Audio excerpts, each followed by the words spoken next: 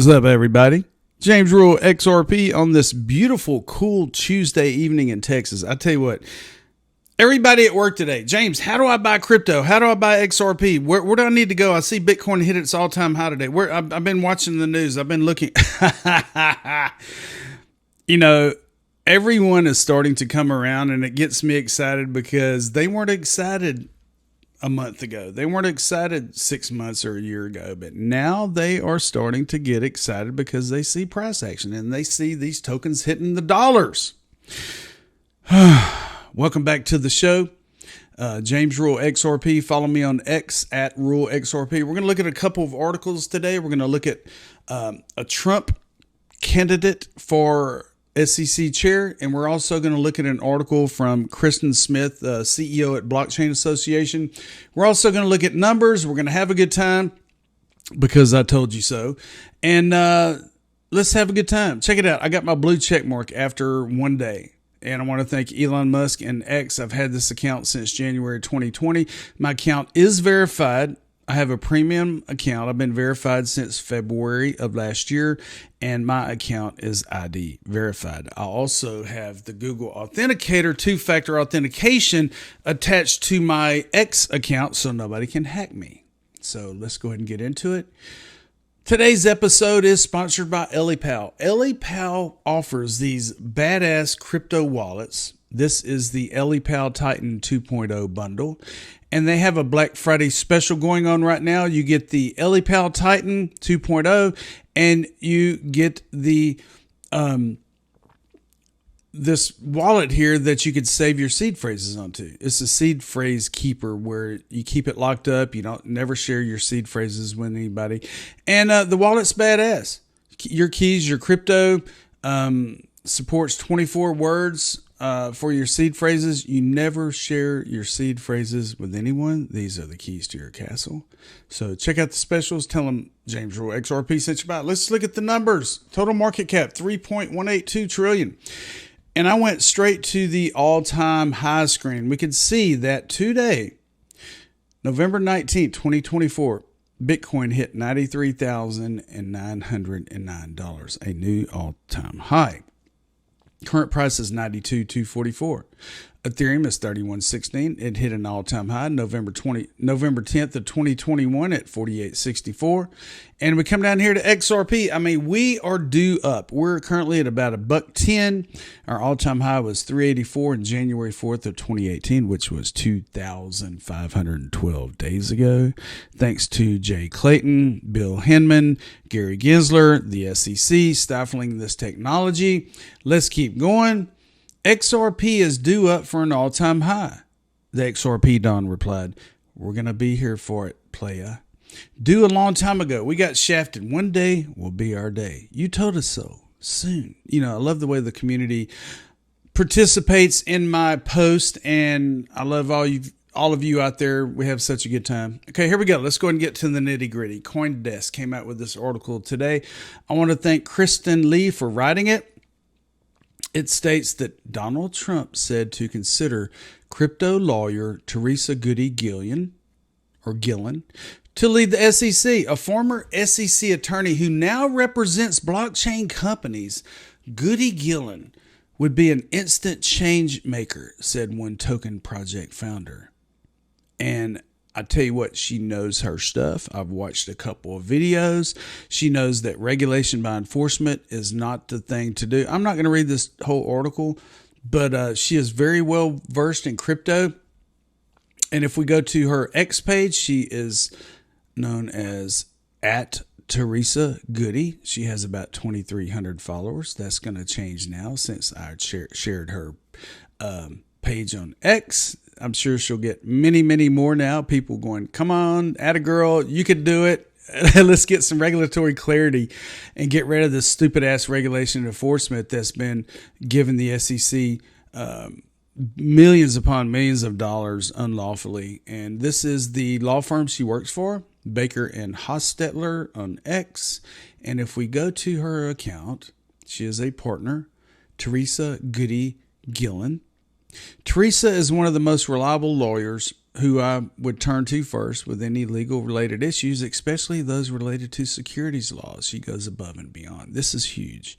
And if we scroll down to her experience here, she has been fighting the SEC for crypto companies, and I'll leave a copy to everything covered here below. But right here, this one caught my attention.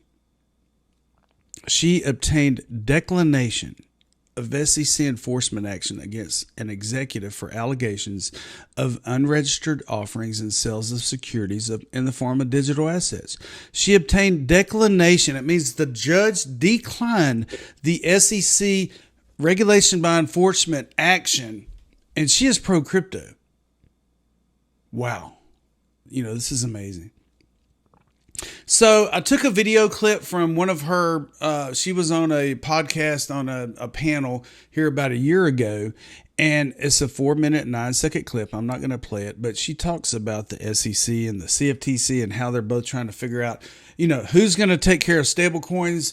Are they going to continue to regulate by enforcement? Or are we going to keep fighting with the SEC? Well, if she becomes the SEC chair, some amazing things are going to happen in the world of crypto in the United States. Check it out. BlackRock's head of digital assets says that the IBIT spot Bitcoin ETF by BlackRock options blow past $1 billion in trading volume on the first day today. $1 billion in trading volume. Getting Bitcoin out to the masses. Options trading, the stock exchange, it's coming. Are you ready? Bitcoin hit an all-time high today. Here is the article from Kristen Smith, who is the CEO of the Blockchain Association. And in this article, she states, and I'm going to read it word for word. It's about a 3-minute read. The SEC chair's Gary Gensler must refrain from doing more harm to crypto on his way out the door. Is he going to try to continue to send Wells notices, pin down these companies, right before the day he steps out and just be an asshole about everything? Anything is possible. But this new panel of representatives is going to be putting their thumb down on Gary, and I don't think he's going to have a chance at it. I don't like looking at him, so let's go ahead and go into the article. Let me zoom in a little bit here. Okay, bear with me. The Securities and Exchange Commission's campaign against the crypto industry has cost American companies more than $400 million in legal defense costs alone. That's enough to fund multiple startups and research initiatives that could have advanced U.S. financial technology leadership. Instead, these resources have been spent fending off an unprecedented regulatory assault that voters have now clearly rejected.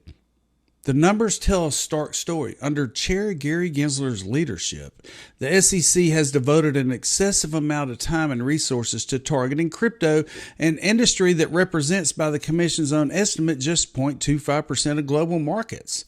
This disproportionate focus has yielded little besides costly courtroom defeats and damaged institutional credibility. The Commission's setback in the Ripple case and other significant reversals demonstrate the flaws in its strategy of regulation by enforcement. Recent Blockchain Association and Harris X polling reveals that 2/3 of voters want Congress, not unelected regulators, to establish clear rules for crypto markets. This shouldn't surprise anyone. Americans understand that innovation requires regulatory clarity, not arbitrary enforcement actions.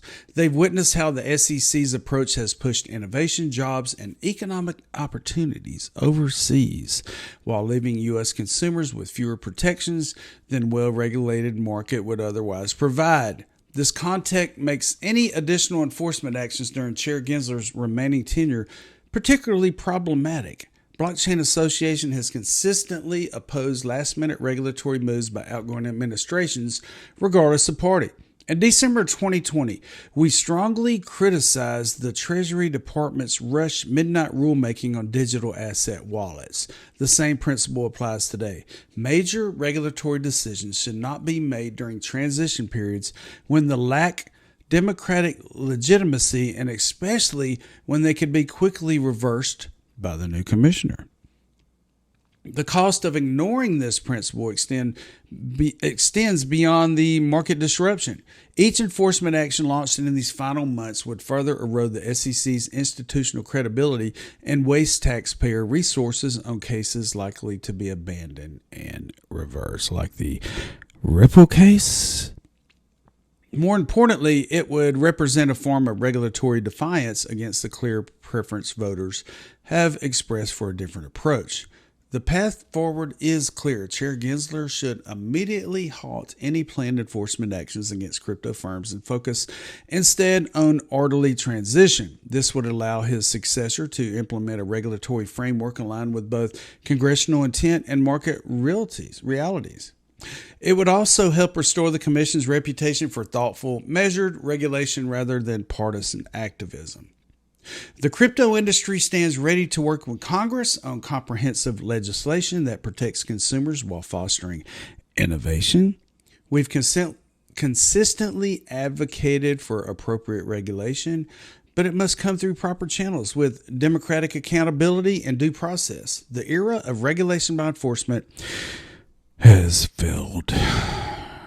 It's time for the SEC to acknowledge this reality and step back from a strategy that has harmed American competitiveness while failing to achieve its stated objectives. The stakes extend beyond crypto. How the SEC conducts itself during this transition will set precedents for future administrative changes. By choosing restraint over activism, Chair Gensler can help restore institutional norms that benefit all market participants regardless of administration or party. This message from voters and the markets is unambiguous. The SEC's crypto enforcement campaign has been a costly mistake. Continuing it now in the face of clear public rejection would only compound the damage. Chair Gensler should do what's right for the markets, the Commission's reputation, and American innovation. It's time to stand down, Gary Gensler. And on that note, I posted this earlier today. I said, go ahead and retire, Gary Gensler, and I tagged him in the post. I said, nobody likes you, and you fucked up blockchain and crypto growth in the United States the last several years.